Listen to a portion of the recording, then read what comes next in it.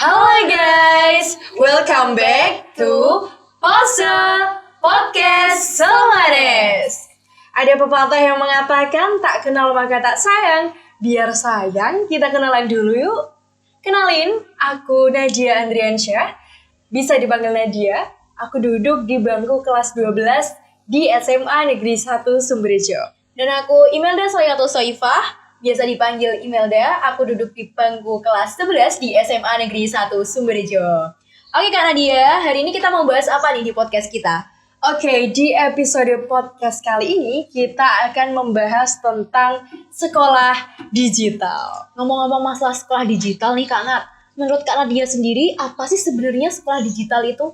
Menurut aku, sekolah digital adalah kurang lebih itu sekolah yang melaksanakan sistem pembelajaran atau media pembelajaran, yaitu memanfaatkan teknologi atau digitalisasi sebagai sistem atau media pembelajaran saat itu. Jadi kurang lebih kayak guru berinteraksi dengan muridnya bisa menggunakan media sosial atau memanfaatkan teknologi itu. Itu yang disebut sekolah digital. Setuju banget sih sama apa yang disampaikan sama Kak Nadia tadi. Jadi sekolah digital itu sekolah yang menggunakan teknologi untuk menunjang pembelajarannya Kak Nat. Ngomong-ngomong masalah sekolah digital nih, berarti kita udah pernah ya merasakan sekolah digital itu? Betul. Emang pernah sih Mel. Waktu COVID 2 tahun setengah atau 2 tahun lebih waktu itu, semua sekolah terpuruk dengan adanya COVID-19 dan SMA kita juga termasuk kan ya. Tapi dengan sigap SMA kita langsung menggunakan sistem pembelajaran secara daring dengan memanfaatkan media digital, yaitu sekolah kita berkolaborasi dengan aplikasi belajar online yaitu Kuiper. Jadi waktu itu benar-benar kita sekolah dengan daring dan dapat materi dari Kuiper itu. Aku mau nanya, menurut Imelda, dengan adanya perubahan sistem pembelajaran saat itu ya, sebelumnya kan kamu pasti masih face to face sama Bapak Ibu Dewan Guru, sampai akhirnya kamu harus sekolah daring, itu apa yang kamu rasakan saat itu? Waktu pertama-tama pasti culture shock juga sih Kak dengan adanya sekolah daring itu. Tapi kebetulan aku tuh tipe anak yang bisa ngikutin gitu loh semua sistem pembelajaran yang ada. Jadi mudah banget untuk adaptasinya.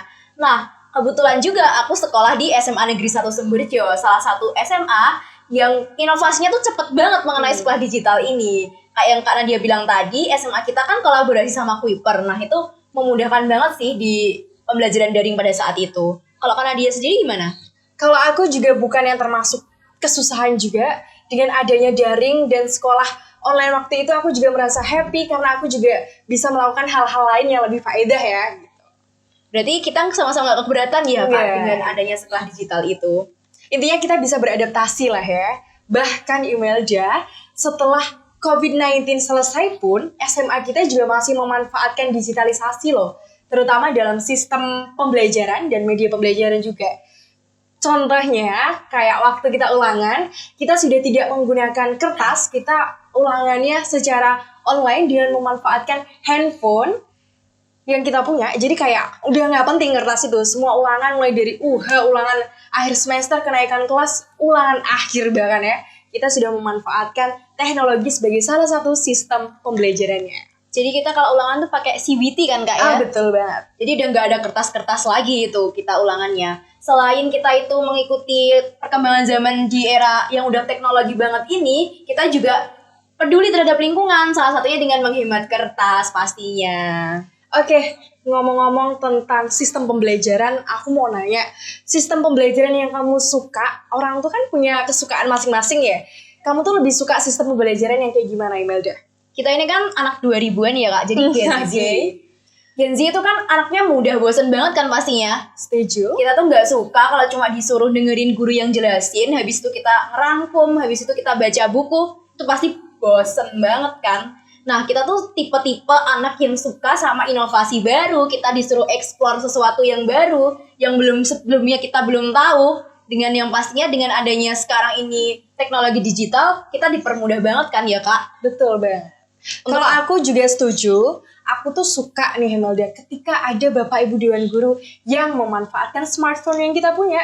Jadi misal ada bab baru nih, kita disuruh mempelajari bab itu dengan memanfaatkan aplikasi pembelajaran online dari handphone yang kita punya. Itu tuh karena kayak vibes-nya tuh beda dan gak akan ngebosenin kayak biasanya. Kalau biasanya guru cuma menjelaskan, kita merangkum, kita menulis, kita membaca, itu kayak menurut aku itu sistem pembelajaran yang udah lama, udah kuno.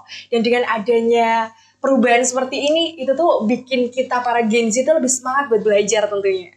Betul banget. Jadi kita berdua ini sama-sama setuju ya Kak dengan Betul, adanya setuju. sekolah digital ini. Ngomong-ngomong, aku mau nanya, kamu tuh jurusan apa sih, Imelda? Aku kebetulan jurusan IPS Kak.